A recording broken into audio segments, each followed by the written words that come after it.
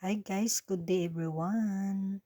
Andito na naman si Madam, nagluluto na naman. So, ang menu for today is hashtag roast beef with onions. Ayan. So, napakaraming onions po niyan guys, nasa 1.5 kilo. So, inislice lang natin ng maninipis. Tsaka yung karne natin, niluto natin na buo.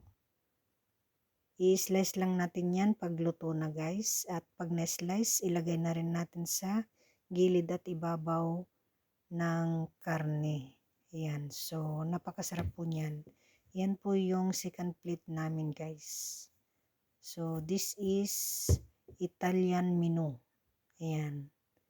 So, sibuyas lang yung sinahog natin dyan guys. Pero ang sarap niya. Ayan. So, ganyan siya. So, that's it.